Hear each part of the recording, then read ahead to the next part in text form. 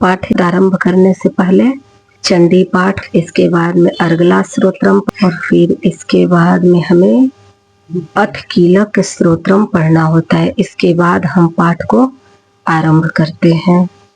दुर्गा कवच पाठ प्रारंभ। ओम नमः चंडिकाय। मार्कंडेय जी ऋषि बोले, हे पितामह, आप हमें कोई ऐसा परम गुप्त साधन बताइए जिसके द्वारा मनुष्य की सभी प्रकार से रक्षा हो और जो अभी तक आपने किसी को बताया भी न हो। ब्रह्मा जी बोले, हे विप्रवर, इस प्रकार का साधन तो परम पवित्र एवं परम गुप्त देवी जी का कवच ही है। इसी से प्राणी मात्र का कल्याण एवं सब प्रकार की रक्षा होती है। उसे सुनिए। देवी जी की 9 मूर्तियों के नाम इस प्रकार है। शैलपुत्री, ब्रह्मचारिणी, चंद्रघंटा, कुसमांडा, स्कंद माता, कात्यायनी, कालरात्रि, महागौरी और सिद्धिदात्री है। जो मनुष्य अग्नि में जल रहा हो, युद्ध भूमि में शत्रुओं के मध्य फंस गया हो अथवा घोर संकट से ग्रस्त हो, वह मनुष्य भगवती की शरण में पहुंच जाए तो उसके घोर से भी घोर संकट नष्ट हो जाते हैं।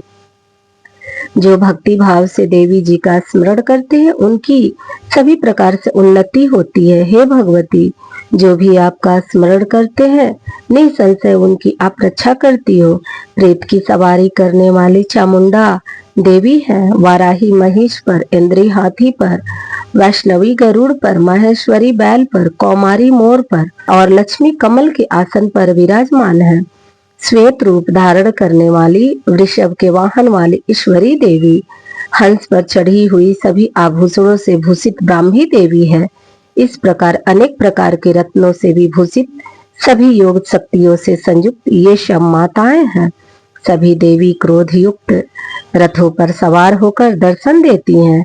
ये शंख, चक्र, गदा, शक्ति, हल, मूसल, खेटक, तोमर, परशु, पास, कुंत, त्रिशूल, उत्तम सांड, धनुष इत्यादि अस्त्र शस्त्र दैत्यों के शरीर नाश के लिए, भक्तों को अभय देने के लिए एवं देवताओं के हित के लिए धारण करती है।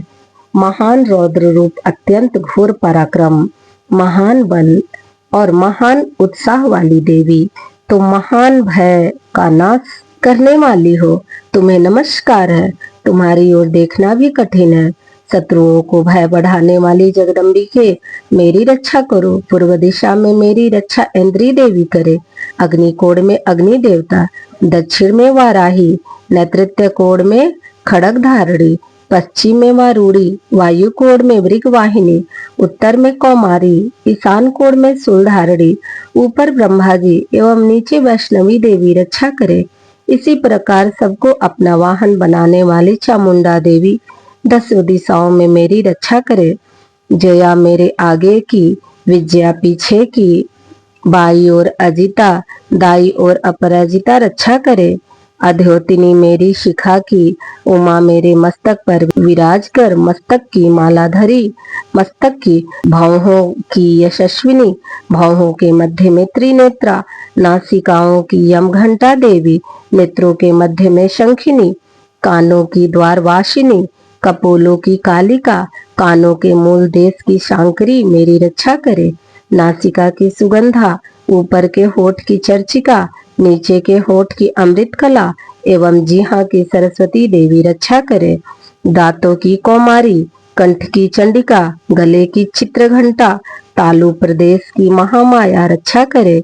चिबुक की कामाक्षी, वाड़ी की सरोमंगला, ग्रीवा की भद्रकाली, पृष्ठ अस्थियों की धनुर्धरी रक्षा करे। कंठ के बाहर नीलग्रीवा, कंठनली की नलकुबरी, दोनों स्कंधों की खड़गनी एवं मेरी भुजाओं की वज्रधारणी रक्षा करे। दोनों हाथों की दंडिनी, उंगलियों की अंबिका, नाखूनों की शूलेश्वरी, कुच्छी की कुलेश्वरी रक्षा करे। अस्तनों की महादेवी, मन की शोक विनाशिनी, हृदय की ललिता देवी, उदर की शूलधारणी रक्षा करे। नाभि की कामिनी, गुप्त इंद्रियों की गुप्तेश्वरी, लिंग की पुतन कामिका, गुद्दा की महेश वाहिनी रक्षा करे। कटी की भगवती, घुटनों की विंध्यावासिनी, जंघाओं की महाबली देवी रक्षा करे। गुल्फों की नरसिंही, पांव के तलुओं की तेजसी, पैरों की उंगलियों की श्री देवी और पैर के तलुओं की अधस्तल वासिनी देवी रक्षा करे।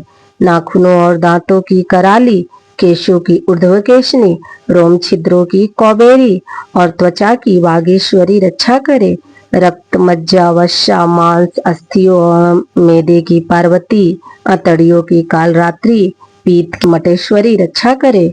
पद्मावती, कफ की, चूड़ामणि नाखूनों के तेज की, ज्वालामुखी सभी संधियों की, अभेदा देवी रक्षा करे। हे ब्राह्मणी, आप मेरे वीर्य की रक्षा करे। छाया की छत्रेश्वरी और मन बुद्धि अहंकार की धर्मधारणी रक्षा करे। प्राणों की कल्याण शोभना और शब्द, स्पर्श, रूप, रस, गंध इन 5 इंद्रियों की योगिनी, सत्व, रज, तम की नारायणी सर्वदा रक्षा करे। आयु की वाराही, धर्म की वैष्णवी, यश एवं कृति की लक्ष्मी तथा धन विद्या की चक्रिणी रक्षा करे। इंद्राणी मेरे गोत्र की, चंडिका मेरे पशुओं की, महालक्ष्मी मेरे पुत्रों की, भैरवी भार्या की रक्षा करे। मेरे पथ की सुपथा, मार्ग की क्षेम करी। राजा के दरबार में महालक्ष्मी एवं सभी दिशाओं में स्थित होकर विजया मेरी रक्षा करे।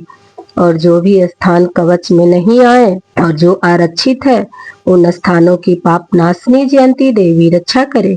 मनुष्य यदि अपना मंगल चाहता है तो एक कदम भी बिना कवच के कहीं ना जाए। कवच से नित्य रक्षित मनुष्य जहाँ जहाँ भी जाता है, वहीं से उसे धन का लाभ तथा सभी कामनाओं की सिद्धि प्राप्त होती है। पृथ्वी पर उस पुरुष को ऐश्वर्य एवं अतुल संपत्ति प्राप्त होती है। वह मनुष्य निर्भय हो जाता है। युद्ध भूमि में कोई भी उसे नहीं जीत सकता। त्रिलोक भर में वह पूजा जाता है। यह देवी कवच देवताओं को दुर्लभ है। इसका अत्यंत श्रद्धा के साथ सावधान होकर जो तीनों संध्याओं से नित्य पढ़ लेता है, उसे देवी कला प्राप्त होती है। कोई भी उसे तीनों लोकों में पराजित नहीं कर सकता। उसे अकाल मृत्यु नहीं आती। वह 100 वर्ष से भी अधिक आयु पाता है।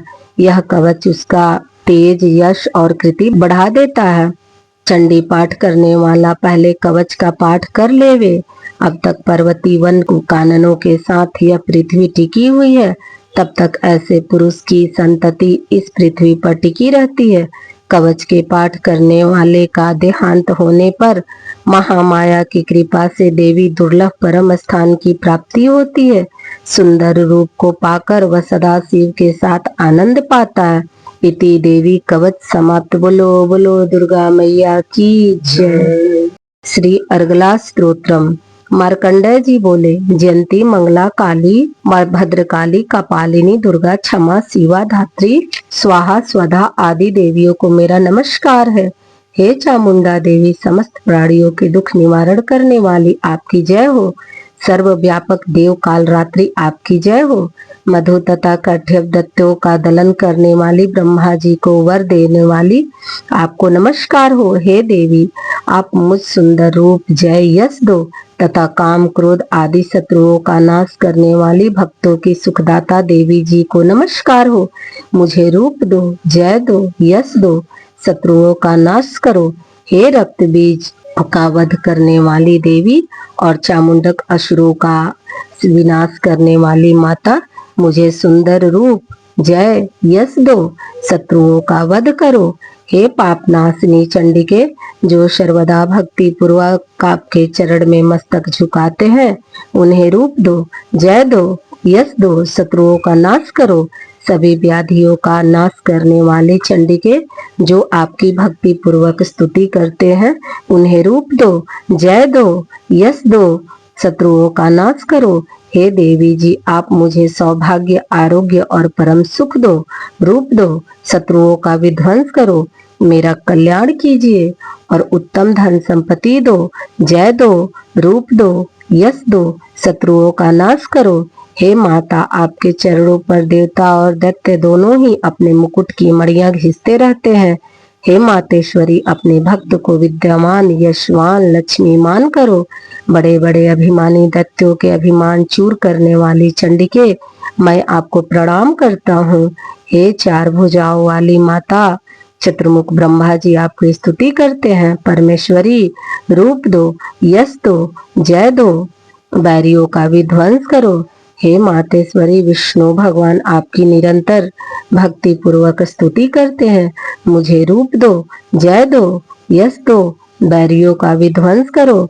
श्री पार्वती के पति महादेव जी से स्तुत्य हे परमेश्वरी, रूप दो, यश दो, शत्रुओं का नाश करो। हे देवी जी, आप तो कठोर भुजदंड रखने वाले दैत्यों का घमंड नाश कर देती हो। हे अंबिके, आप अपने भक्तों के लिए अपार आनंद की वृद्धि करती हो। मुझे रूप दो, यश दो, शत्रुओं का नाश करो। हे मातेश्वरी जी, आप मुझे वह पत्नी प्रदान करें जो मेरी इच्छाओं के अनुकूल हो और इस भयानक संसार रूपी समुद्र से मुझे तारने वाली हो, उत्तम कुल से उत्पन्न हो। जो पुरुष इस स्रोत का पाठ करके सप्तशती महास्त्रोत रूपी महास्त्रोत का पाठ करता है, वह सप्तशती के जप से मिलने वाले वर एवं श्रेष्ठ सप्तशती के फल को प्राप्त कर लेता है। इति अर्गला स्तोत्रम पाठ समाप्त। बोलो बोलो दुर्गा मैया की जय। अथ कीलक स्तोत्रम। श्री मार्कंडेय ऋषि बोले, मैं उन भगवान शिव को नमस्कार करता हूँ, तीनों वेद जिनके 3 दिव्य नेत्र हैं, जिनका शरीर विशुद्ध ज्ञान स्वरूप है, जो मोक्ष प्राप्ति के कारण है, अर्ध चंद्रमा जिनके मस्तक पर शोभामायान है, मंत्रों के शाप एवं उत्कीलन आदि को समझकर पाठ करने वाला पुरुष मोक्ष पा लेता है, अतः इसका ज्ञान होना आवश्यक है। सब उच्चाटनादि वस्तुएं स्त्रोत द्वारा पाठ करके सिद्ध होती है, तथापि जो अन्य मंत्रों का जाप न करके केवल इस सप्तशती के पाठ मात्र से स्तुति करते हैं, उन्हें देवी जी सिद्ध हो जाती हैं। उच्चाटनादिक प्रयोगों में उन पुरुषों के मंत्र, औषधि आदि किसी अन्य साधन की आवश्यकता नहीं पड़ती। बिना जप के ही उनके सभी उच्चाटनादिक कर्म सिद्ध हो जाते हैं। इससे लोगों को शंका हुई कि तब इसमें श्रेष्ठ कौन सा साधन है। तब उस शंका के निवारण के लिए शिव की आज्ञा का यह सप्तशती स्त्रोत सिद्धियों को देने वाला है। उस स्त्रोत को भगवान सदाशिव ने गुप्त कर दिया। इस स्त्रोत के पाठ द्वारा प्राप्त होने वाले पुण्य कभी समाप्त नहीं होता। साधक सभी प्रकार का क्षेम प्राप्त कर लेता है, इसमें कोई भी संशय नहीं। कृष्ण पक्ष की चतुर्दशी अथवा अष्टमी के दिन एकाग्र होकर जो अपना सब कुछ भगवती को अर्पण करता है और फिर प्रसाद रूपेण ग्रहण कर लेता है, उस पर भगवती प्रसन्न होती है, अन्यथा नहीं। इसी रूप से कीलक द्वारा महादेव जी ने इस स्तोत्र का कीलन कर दिया। जो इसके द्वारा सप्तशती का निष्कीलन करके स्पष्ट होकर नित्य पाठ करता है, वह सिद्ध हो जाता है। देवी जी का गढ़ एवं गंधर्व होता है, वह कहीं भी घूम रहा हो, उसे कोई भय नहीं होता, न उसकी अकाल मृत्यु होती है। देहांत होने पर वह मोक्ष पाता है।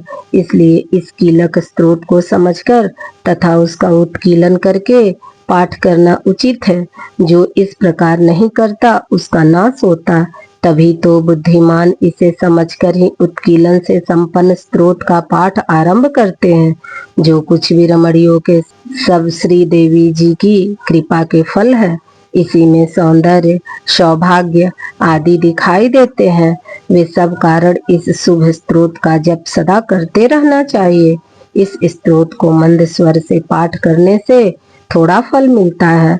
उच्च स्वर से पाठ आरंभ करें, सभी सिद्धियां प्राप्त होती हैं।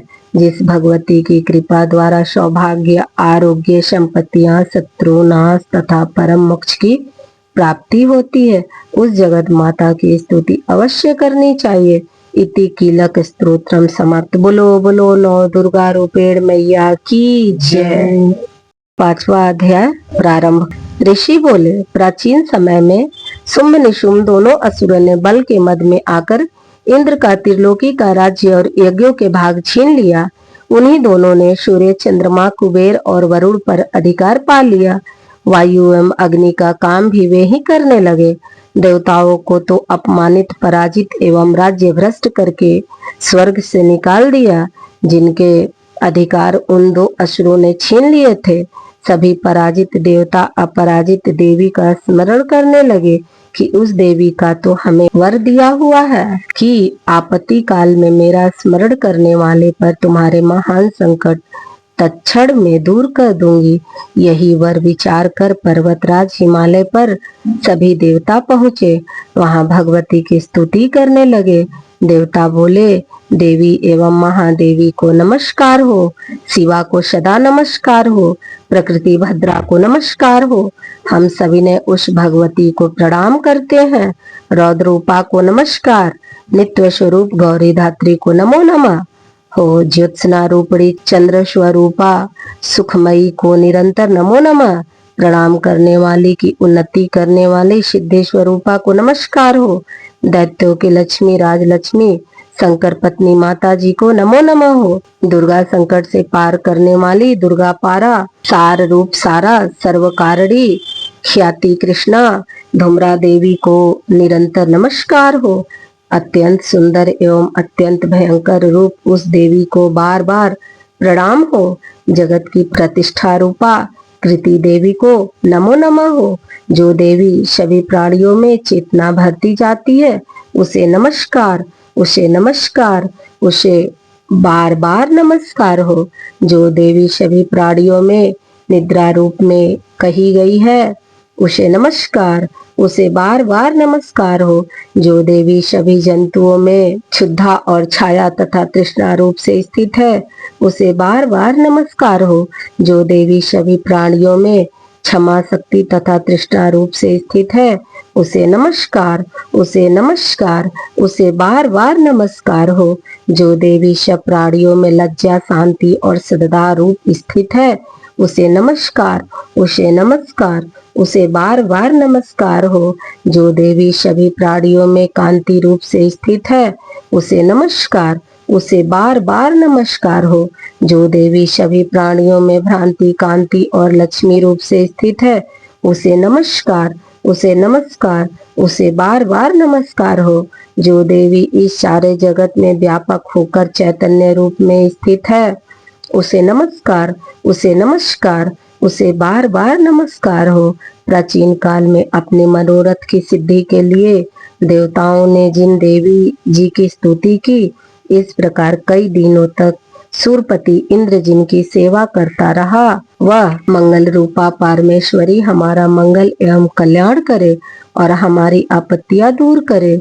दुष्ट दैत्यों से संतापित हम संपूर्ण देवता जिस भगवती ईश्वरी को नमस्कार कर रहे हैं और जो भक्ति पूर्वक नम्रता के स्वरूप मनुष्यों द्वारा स्मरण की जाने पर उनकी सभी विपत्तियों का नाश कर देती है, वह हमारी भी सभी विपत्तियां दूर करे। ऋषि बोले, हे राजन, देवता लोग जब इस प्रकार भगवती की स्तुति कर रहे थे उस समय श्री गंगा जी के जल में स्नान करने के लिए श्री पार्वती जी आई। उस समय सुंदर भौहों वाली पार्वती जी ने देवताओं से कहा कि आप लोग किसकी स्तुति कर रहे हैं। तब उनके शरीर कोश से प्रकट होकर शिवा बोली, देवताओं शुंभ दैत्य से सताए हुए एवं संग्राम में निशुंभ से पराजित हुए मिलकर मेरी ही स्तुति कर रहे हैं। श्री पार्वती जी के शरीर कोश से तभी श्री अंबिका जी का प्रकट्य हुआ। इसी कारण सारे संसार में वह कौशिकी नाम से प्रसिद्ध है। इस प्रकार जब कौशिकी प्रकट हुई तब श्री पार्वती जी काली के रूप में हो गई। हिमालय में रहने के कारण इनका कालिका नाम विख्यात हुआ। उसके अनंतर शुंभ निशुंभ के नौकर चंड तथा मुंड ने वहां आकर उस अंबिका देवी को देखकर जो उस समय परम सुंदरता धारण किए थी, उन दोनों ने शुंभ दैत्य को जाकर कहा कि हिमालय को अपनी कांति से प्रकाशित करती हुई परम सुंदर स्त्री वहां बैठी है। वैसा उत्तम परम सुंदर रूप किसी ने भी नहीं देखा होगा। हे असुरराज, वह देवी कौन होगी? इस बात का आप ही पता लगाइए और उसे ग्रहण करें। वह स्त्री क्या है? रत्न ही है। उसके तो सभी अंग बड़े मनोहर है, अपने दिव्य कांति से दिशाओं को प्रकाशित कर रही है। हे दैत्येंद्र, वह बैठी हुई है, आप उसे देख सकते हैं। हे प्रभु, जैसे भी हो आप उसे ग्रहण कीजिए। ऋषि बोले। तब चंड मुंड के कवच सुनकर शुंभ ने महाअसुर सुग्रीव को दूत बनाकर देवी के पास भेजा और कहा कि तुम मेरी ओर से उनसे इस प्रकार से कहना और इस प्रकार का उपाय करना जिससे कि वह प्रसन्न होकर अत्यंत शीघ्र ही यहाँ आ जाए। यह सुनकर वह दैत्य पर्वत के उस प्रदेश पर पहुंचा जो कि अत्यंत सुंदर था। वहां ही देवी खड़ी हुई थी। वह जाकर उसने देवी से बहुत मधुर वाणी द्वारा कोमल वचन कहे। दूत बोला, हे देवी, दैत्यों का स्वामी शुंभ तीनों लोकों में परमेश्वर है। मैं उसका दूत हूँ। आपके पास उसने भेजा है। मैं यहाँ आया हूँ। सभी देव जातियों में कोई भी ऐसा देवता नहीं जो उसकी आज्ञा न मानता हो। उसने सभी देवताओं को परास्त कर दिए हैं। अब आपके लिए उसका जो संदेश है वह मुझसे सुनिए। उसने कहा, सारा त्रिलोक मेरा हो चुका है। सभी देवता मेरे अधीन हैं। सभी यज्ञ भाग पृथक पृथक करके मैं ही पा रहा हूँ। त्रिलोक भर में उत्तम सभी रत्न मेरे अधीन हो चुके हैं। उसी प्रकार इंद्र के वाहन श्रेष्ठ ऐरावत हाथी को मैंने छीन लिया है। देवताओं ने क्षीर समुद्र से उत्पन्न उच्च स्त्रवा नामक अश्वरत्न प्रणाम करके मुझे भेंट कर दिया है। और भी जितने देव गंधर्व एवं नागों के पास रत्न रूप वस्तुएं थी वे सबकी सब हे सुंदरी मेरी हो चुकी है। हे देवी, अब हम आपको स्त्रियों में एक रत्न मान रहे हैं।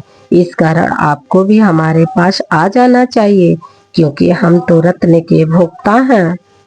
अब आपकी इच्छा है कि मुझे अथवा मेरे पराक्रमी भ्राता निशुंभ को इन दोनों में से किसी को वर ले, क्योंकि आप रत्न रूप हैं। मेरे साथ विवाह कर लेने से आपको अतुल ऐश्वर्य प्राप्त हो जाएगा। यह अपनी बुद्धि के द्वारा सोच ले, फिर मेरे साथ विवाह कर ले। ऋषि बोले, जब इस प्रकार देवी से दूत ने कहा तब वह जगत को धारण करने वाली भगवती देवी जी गंभीर होकर मंद मुस्कान करके बोली, हे दूत, तुमने जो कुछ कहा वह सत्य है, मिथ्या कुछ भी नहीं है। इसमें संदेह नहीं कि शुंभ त्रिलोक का स्वामी है और निशुंभ भी वैसे ही है। किंतु मैंने भी प्रतिज्ञा की हुई है, उसे किस प्रकार से मिथ्या करूं। प्रतिज्ञा इस प्रकार है कि जो मुझे युद्ध में जीत ले एवं मेरा अभिमान तोड़ दे और संसार में मेरे समान बलधारी हो वही मेरा भर्ता हो सकता है। शुंभ आए अथवा महाअसुर निशुंभ आ जाए, मुझे जीत कर मेरा शीघ्रता से पाणी ग्रहण करे। दूत बोला, देवी, तुम्हें अभिमान है जो इस प्रकार की बातें मेरे सामने कर रही हो। कहो, भला त्रिलोक में ऐसा कौन सा पुरुष है जो शुंभ निशुंभ का सामना कर सके। सारे देवता तो दूसरे दैत्यों का सामना भी नहीं कर सकते। तू तो स्त्री है, फिर अकेली है।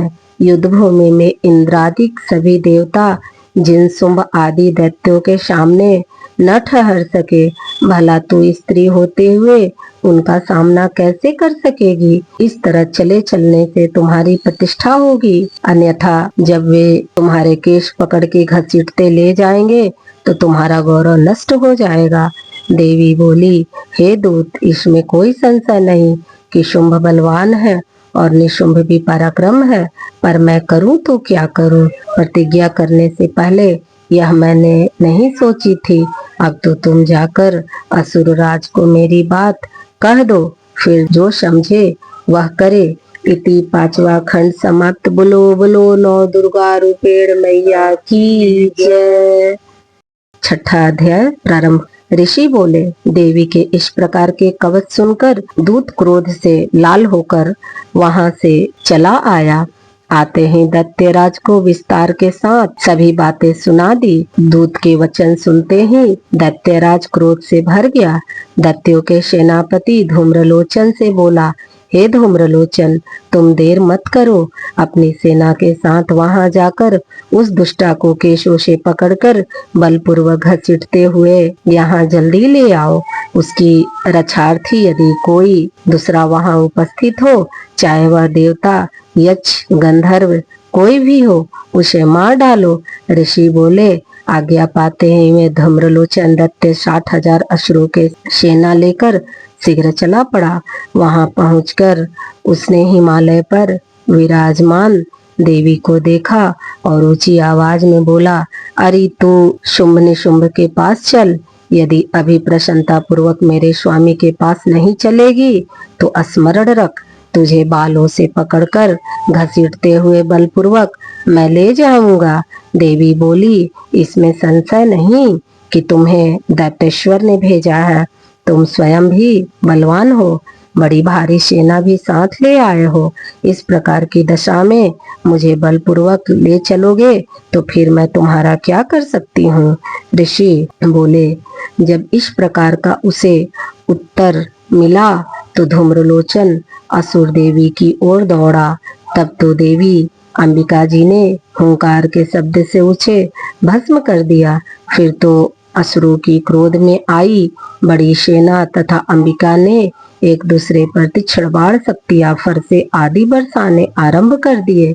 इधर देवी जी का वाहन सिंह भी कुपित होकर भयंकर गर्जना करता हुआ अपने बाल फटकारता हुआ असुरों की सेना पर उछल पड़ा एवं सिंह ने कुछ असुरों को पंजों की मार से एवं कुछ एक को अपने जबड़ों की तथा कई एक महाअसुरों को नीचे पटक होठ के दाढ़ों से विदीर्ण करके मार डाला। कितने एक दैत्यों के स्त्री ने नाखूनों से पेट फाड़ डाले, कितने एक दैत्यों को तल प्रहार कर उसके सिर धड़ से पृथक कर डाले, दूसरों की भुजाएं सिर आदि छिन्न भिन्न कर दिए, कितने के पेट फाड़ फाड़ कर गले के बाल फटकारते हुए सिंह ने रुधिर पान किया। अत्यंत कुपी हुई देवी जी के वाहन बलवान सिंह ने क्षण भर में दैत्यों की सेना क्षय कर दी। देवी जी ने उस आसुरी धूम्र लोचन की सेना को मार दिया। देवी जी ने वाहन सिंह ने भी सारी सेना का क्षय कर दिया।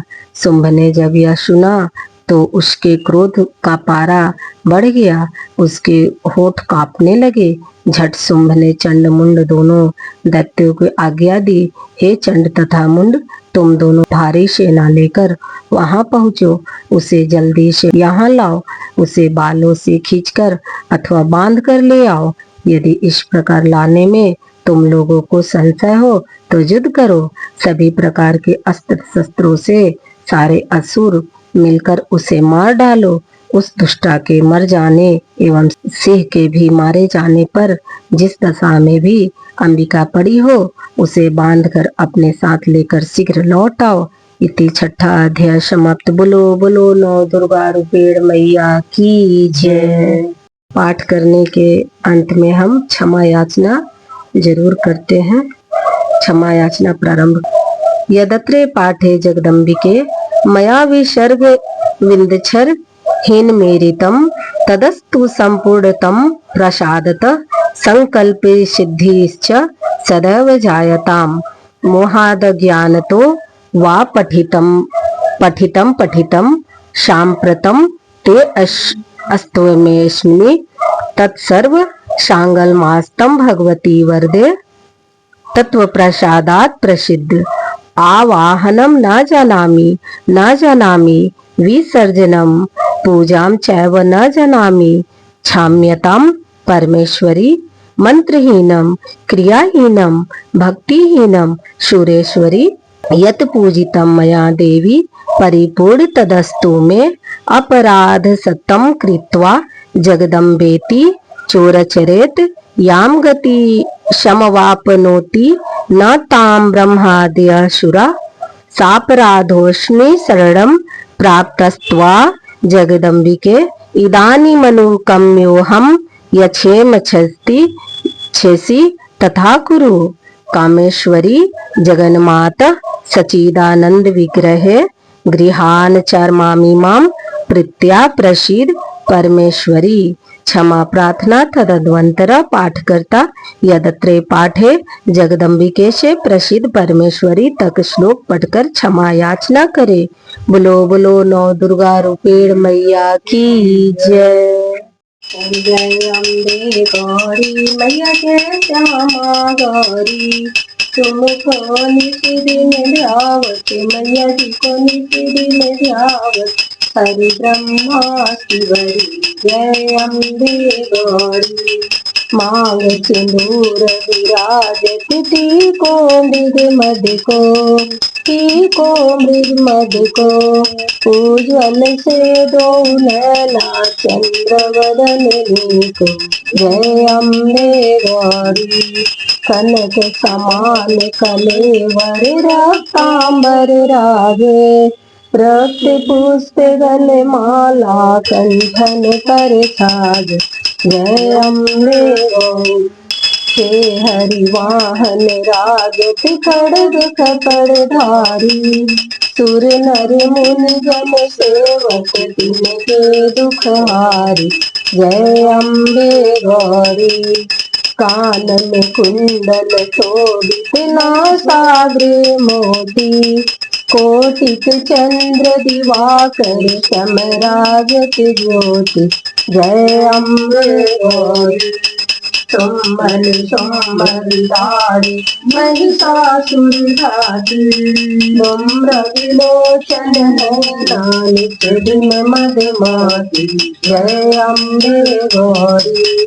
चंड मुंड संहार शोणित बीज हरे, मधुकैटभ दो मारे सुर भयहीन धरे, जय अम्बे गौरी।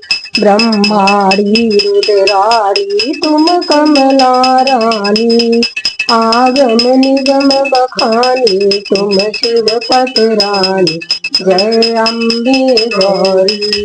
64 योगिन मंगल गावे नित्य करत भैरू, बाजत ताल मृदंगायर बाजत डमरू, जय अम्बे गौरी। तुम ही जग की माता तुम ही हो वरदा, मैया तुम ही हो वरदा।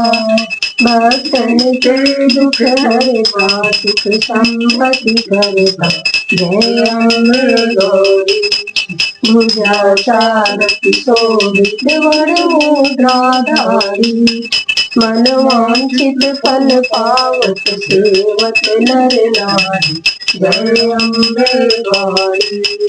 कंचन थाल विराजत अगर कपूर बाती, श्रीमान से तुम राजत कोटि रतन ज्योति, जय अम्बे गौरी। श्री अम्बे जी की आरती जो कोई नर गावे, कहत शिवानंद स्वामी कहत दयानंद स्वामी, सुख संपत्ति पावे, जय अम्बे गौरी। बोलो बोलो नो दुर्गा रुक्मिणी मैया की जय।